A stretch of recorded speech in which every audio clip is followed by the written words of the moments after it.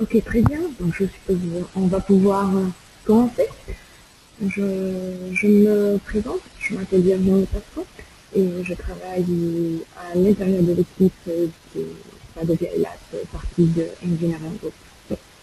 Donc, alors, aujourd'hui, on va euh, faire un petit focus sur Tierney, CSI et on va se concentrer en particulier sur les nouveaux tableaux de bord en mémoire. Et donc, on ira les voir et les explorer un petit peu directement sur la démo. Et bien sûr, on va voir un petit peu, on va laisser les 5 dernières minutes pour éventuellement pour des questions, voir aussi et sur la roadmap. Donc, je vais passer directement au step pionnier. Okay. Donc, engineering est le principal acteur privé et indépendant italien dans les services informatifs et l'un des 10 premiers acteurs européens. Il compte environ 6 000 employés. C'est une multinationale avec des sièges un petit peu partout dans le monde. Et on couvre bien sûr tous les secteurs du marché. Et on dispose d'un groupe très solide de recherche et innovation. Et c'est un peu dans ce contexte que nous trouvons les Stade Labs qui, du coup, guident entièrement le développement de Stade les Stade Labs agissent comme du coup, un fournisseur open source, même si on n'est pas vraiment un vendor pur. Et en fait, beaucoup des activités commerciales sont gérées par l'organisation de engineering. Donc, on, on descend un petit peu plus dans les détails. Donc, je vais aller vous expliquer qu'est-ce qui est le BI. Bien sûr, on va se concentrer sur les moteurs de la création, pour la création des tableaux de bord en mémoire et que je vais vous montrer dans le pratique pour rendre un petit peu tout ça beaucoup plus compréhensible. Pour résumer un petit peu et identifier un petit peu Stable BI est la seule suite 100% open source, une suite de business intelligence complète et flexible. C'est une suite complète parce qu'on offre et on couvre tous les domaines analytiques spécifiques de la business intelligence. Ceci nous accorde un très haut niveau de flexibilité. Sans oublier nos capacités d'intégration qui apportent de résultats plutôt rapides et un déploiement facile dans les infrastructures et dans les environnements préexistants. En plus, la suite API comprend vraiment des solutions uniques. Donc, non seulement des outils de BI classiques, tels que les rapports, les graphiques, les cubolapes, l'exploration des données, mais aussi des solutions tout à fait innovantes pour les nouveaux domaines de BI qui nous sont demandés depuis quelques années. Comme par exemple toute la partie de l'application intelligence, l'inquiring, l'analyse des KPI, donc des indicateurs de performance, les tableaux de bord interactifs, etc. Et du coup, on a parlé bien sûr de nouvelles fonctionnalités. Mais une autre raison pour laquelle on est une solution unique, c'est le fait qu'on est le seul à relicher et à publier une solution qui a un query builder, donc la possibilité de créer ses propres requêtes directement sur une interface graphique sans avoir un background technique. On a juste à refaire ici notre interface pour le cubolap. Bien sûr, on couvre les domaines que je disais plus innovants comme l'analyse sur les big data, l'analyse de scénarios et toute la partie de social listening. Mais voyons un petit peu comme est structurée notre architecture et notre produit. Power BI, c'est une suite qui se compose de 5 modules, orientés à couvrir différents besoins d'un projet de BI. Donc non seulement c'est l'outil final, mais aussi l'outil qui est intéressant pour couvrir tout le cycle de développement. Donc c'est pas seulement l'interface pour l'utilisateur final, mais aussi l'interface par exemple pour l'administrateur. Partons par le serveur, qui est le cœur de Power BI.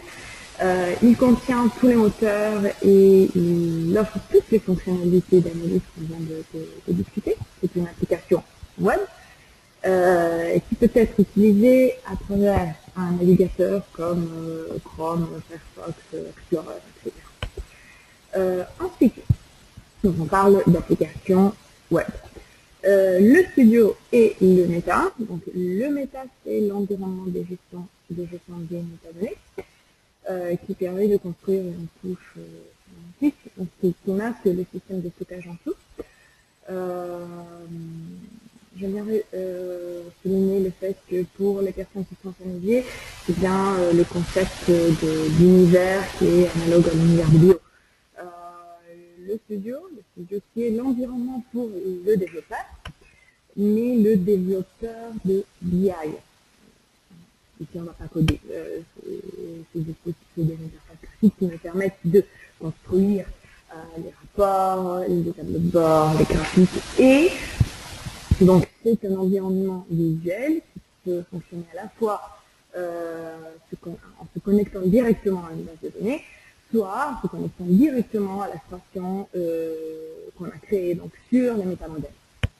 Donc, c'est comme on vient de faire à l'intérieur de la couche méta.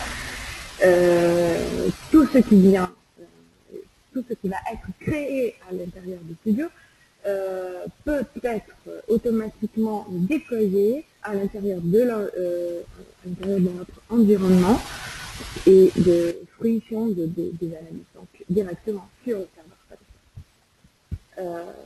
Bien sûr, le studio et le méta, ce sont des applications client, donc qui sont à l'intérieur de notre propre machine.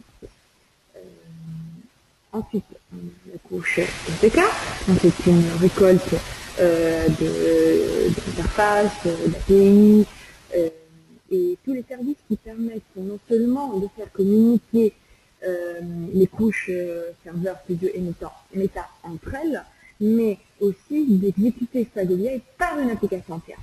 Okay, et ensuite, il y a Application, où on se concentre pas vraiment sur les fonctionnalités, mais sur un domaine particulier.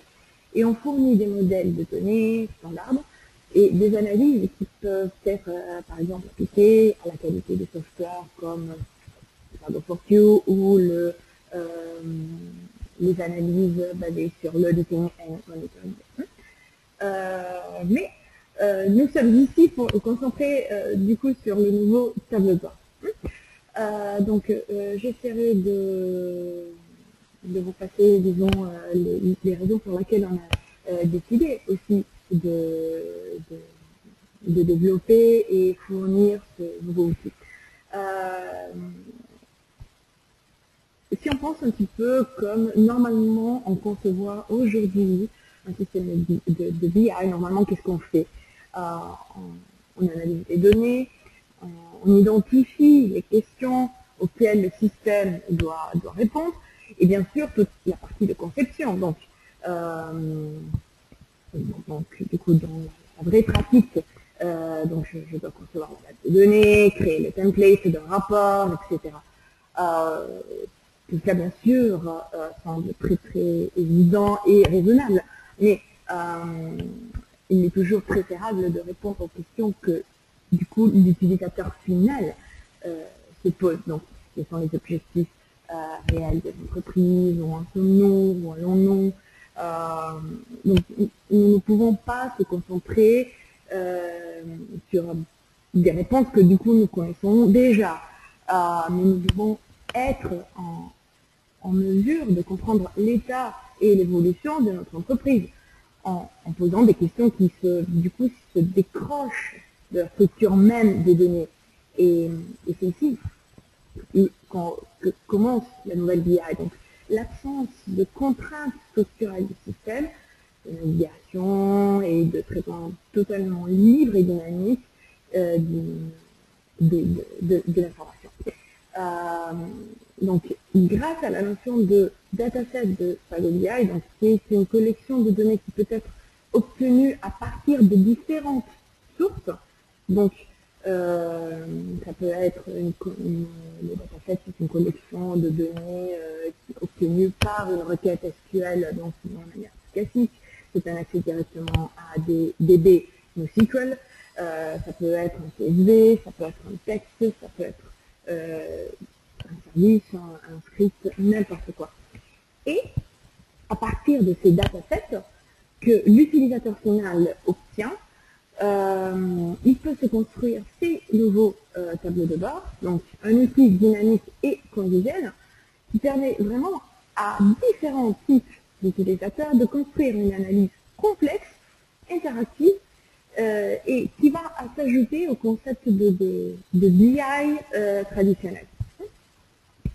Donc du coup, pour nous, c'est important le fait de souligner le fait que c'est l'utilisateur final qui peut être le business analyst, le data scientist, donc toutes ces nouvelles figures professionnelles qui apparaissent plutôt récemment. Pour moi, en effet, c'est le point de départ pour la création de systèmes d'analyse d'affaires basés sur la logique d'entreprise réelle. Tout ça permet de réduire les temps de déploiement et garantir une qualité et une évolutivité du système de BI au fil du temps. Et donc en particulier ce qui concerne les investissements effectués début du projet. Donc avec ce nouveau outil, on arrive à fournir des réponses meilleures à des nouvelles questions que les organisations se posent.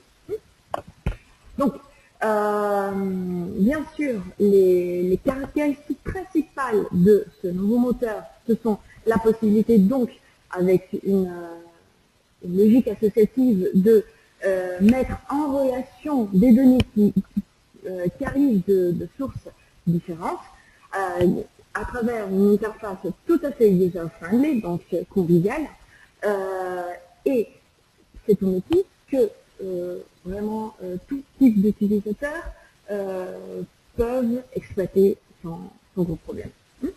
Mais je préfère directement passer à la démo. Donc je vais vous faire voir. Donc, ici déjà on peut parler de la version 5 de BI. Donc je vais rentrer comme utilisateur du user. Et allons explorer un petit peu ce nouveau moteur. Donc je vais rentrer dans l'exemple que je viens de créer et on ira voir aussi comment le créer. Je vais vous faire voir un exemple. Dans ce cas, j'ai créé un camembert qui représente le niveau à l'intérieur de mon supermarché. Quel type de supermarché ces personnes se trouvent et leur salaire. Et quelques informations en plus. Bien sûr, tout le contenu à l'intérieur de ce nouveau tableau de bord est dynamique. Okay, donc, je peux éteindre des séries, je peux les ramener. Okay, c'est pareil ici si j'ai trop de données à visualiser. Mais ce qui est intéressant, c'est le fait que si je clique à l'intérieur, par exemple, ici, j'ai un filtre qui s'est activé. Donc vous voyez ici, je visualise uniquement les personnes qui font partie de ce groupe, donc Small Grocery, qui est effectivement la catégorie que j'ai cliquée à l'intérieur de mon graphique. Et si je veux voir quelques détails en plus par rapport à ce que j'ai ici, aux options que j'ai ici. Très bien. Je vais pouvoir cliquer. Pardon. Et avoir encore à nouveau un filtre qui se crée. Ok. Je vais déjà vous donner une petite anticipation sur la version 5.1 de Spago VI, le fait qu'il va y avoir la possibilité de congeler le contenu d'un graphique ou d'une table pour ne pas se retrouver par exemple dans une situation où par exemple dans un terme lambert il y a seulement une catégorie représentable. Ce qui est intéressant à l'intérieur de ce tableau de bord, c'est que les données arrivent de deux datasets différents. Et je vais vous faire voir où je peux voir tout ça, donc à l'intérieur de Association. Ici, j'ai le dataset des envoyés, donc la liste des envoyés, ok, et dataset démo, qui est un autre dataset obtenu à travers un QVE, une requête faite sur un business model. Et ici, j'ai explicité le fait qu'entre ces deux datasets, le store type et le lien entre ces deux datasets, en particulier store type et celui-ci. Une fois que j'ai confirmé, je peux activer ma navigation. Je peux y revenir en arrière. Ok. Donc, je préférerais par contre vous faire voir directement comment on va pouvoir créer un nouveau tableau de bord en partant du début. Je retourne sur My Analysis. Ok. Ici, bien sûr, en tant qu'utilisateur final, j'ai la liste entière des analyses que j'ai créées auparavant. Et je vais cliquer sur Create Analysis. Il va me proposer les analyses que l'utilisateur final peut créer. Donc, faire, par exemple, créer une map à partir d'un dataset et d'un fichier qui peut télécharger de manière autonome, ou créer à travers le dot reporting un worksheet. Mais en plus, il y a cette partie qui est gratuite. Donc, comme vous voyez, j'ai un designer plutôt simple, donc qui est une interface qui est complètement vide, que je vais aller pouvoir remplir avec des différents outils, et je vais vous les faire voir quand tout ça. Donc, je vais cliquer à l'intérieur de cette icône, donc Add Widget, donc je vais créer un nouveau box, donc, et je vais cliquer sur Edit. Exactement. Ici, il va me proposer la liste des datasets à disposition. Je suis l'utilisateur final, donc ça ne m'intéresse pas savoir comment ces datasets ont été créés.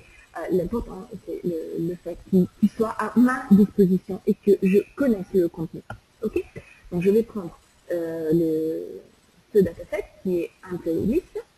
Je vais cliquer sur Next. Il va ici me proposer les outils que je peux utiliser pour créer mon tableau de bord. Et ici, c'est la tête field, la liste entière des champs que j'ai à ma disposition pour créer le contenu de mon box. Très bien. Donc, j'opte pour une pie chart, dans ce cas. On va essayer d'en créer un complètement différent. Je suis pour vous faire un exemple. Ok.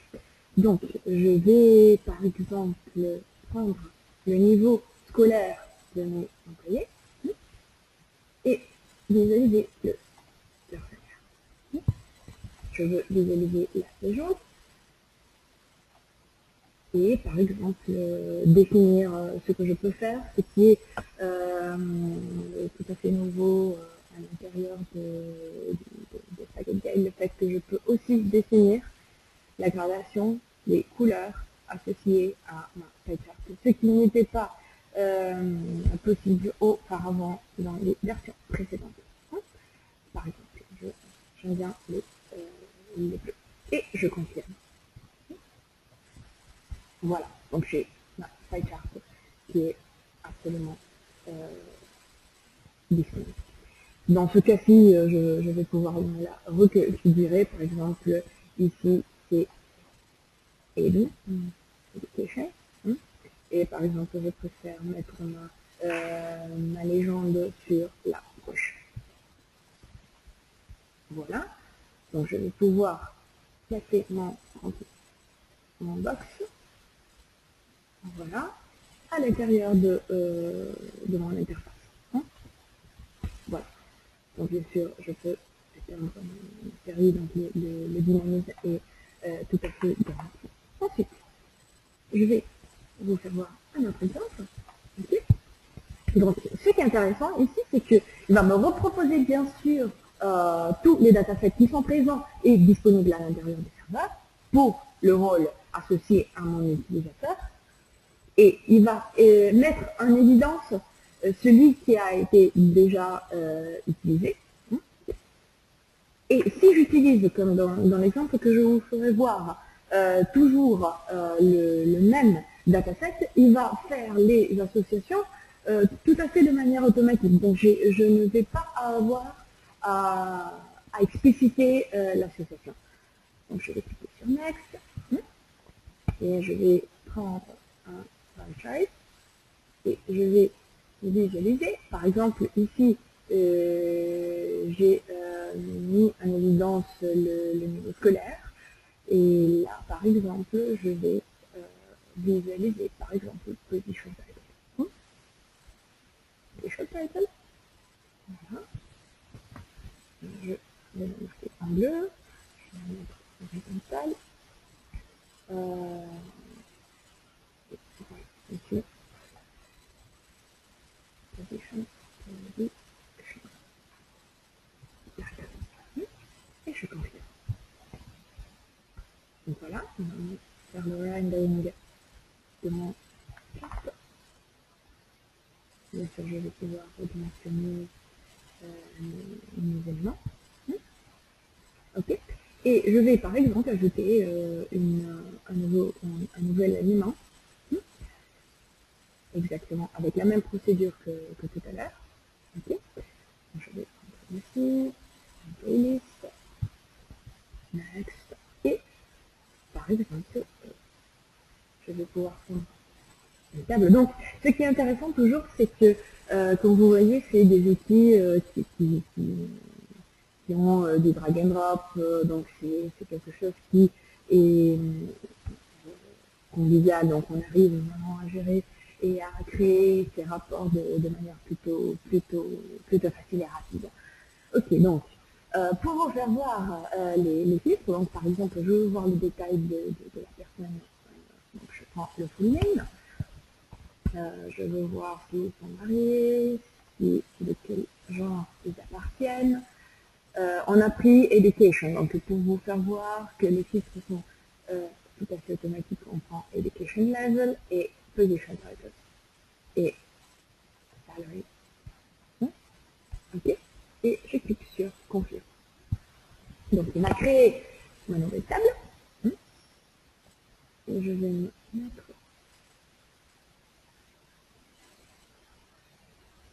ici. Voilà. Bien sûr, je vais pouvoir redimensionner tout ça. Voilà.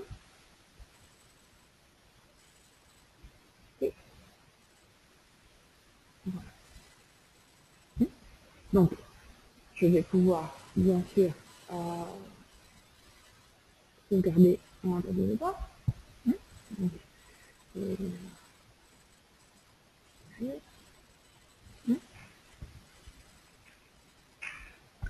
et je vais sauvegarder tout ça. Ce qui est intéressant, c'est que si je vais cliquer ici, il va me filtrer toutes ces personnes qui ont fait le lycée. Ok. Et le rôle qu'ils qu'ils ont obtenu à l'intérieur des centres commerciaux et le salaire. Donc bien sûr, ce qui est intéressant, c'est que je peux très bien déplacer mes colonnes, les ordonner par croissant ou descendant.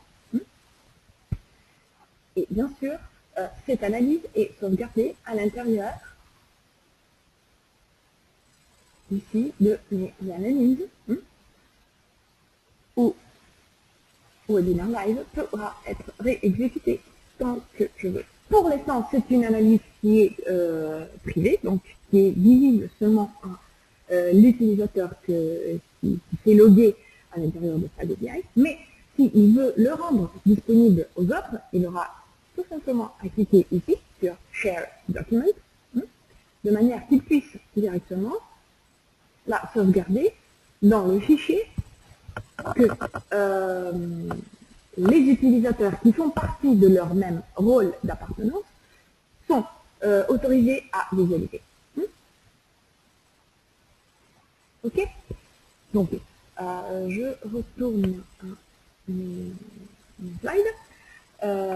Donc, ici, c'était juste pour récapituler le fait que, par exemple, dans le tableau de bord que je vous ai fait voir tout au début, j'obtiens des datasets qui ont une origine tout à fait différente. Par exemple, Employee List est obtenu par un téléchargement d'un fichier CSV, dans ce cas, et le deuxième dataset qui est obtenu avec une requête faite sur un métamodèle. Pour construire mes tableaux de bord, il faut aller configurer chaque box à travers une interface qui ressemble beaucoup à celle des worksheets. Et bien sûr, ce qui est intéressant, c'est le fait que je peux customiser le layout, donc la visualisation et la dimension de chaque colonne à l'intérieur de mon tableau de bord que je viens de construire. Et bien sûr, comme je vous ai dit tout à l'heure, on a vu les deux exemples, soit que si j'utilise toujours le même dataset, l'association est tout à fait automatique, donc j'ai pas besoin à l'expliciter. Différemment, j'ai juste à cliquer. Je vais vous faire voir rapidement. Je retourne à l'intérieur de la démo. J'ai juste à cliquer sur Association et expliciter les champs en commun entre les datasets que j'ai inclus à l'intérieur de mon analyse.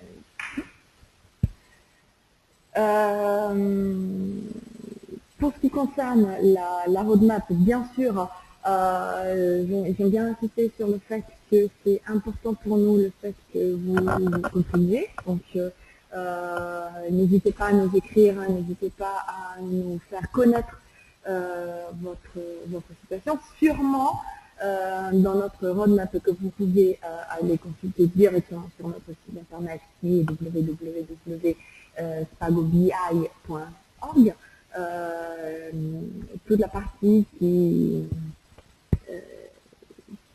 comprend nos next steps, donc nos steps suivants pour l'évolution de ce moteur qui est tout à fait, si vous voulez, la trampoline pour ce qui est notre but final, qui est la Data Federation. À propos de contribution et de partage, j'aimerais bien vous demander, donc n'hésitez pas à nous écrire, de toute façon on va avoir ici tous nos contacts pour partager vos histoires. Pour nous, c'est un moyen de favoriser l'adoption de SpagoBI un petit peu partout dans le monde et dans la vraie philosophie open source. Donc, plus on a de l'expérience, des histoires, des cas de succès qui arrivent de la communauté, Pour nous, c'est beaucoup plus facile de faire grandir Power BI. Donc, partager pour nous, c'est très, très, très important. Et vos cas d'utilisation sont très importants pour fournir à la communauté, surtout, votre point de vue. Donc, envoyez-nous votre histoire. Et en retour, nous, on va la publier sur le site Power BI. Entre-temps, j'ai fait une petite collection de questions qui se sont présentées entre-temps.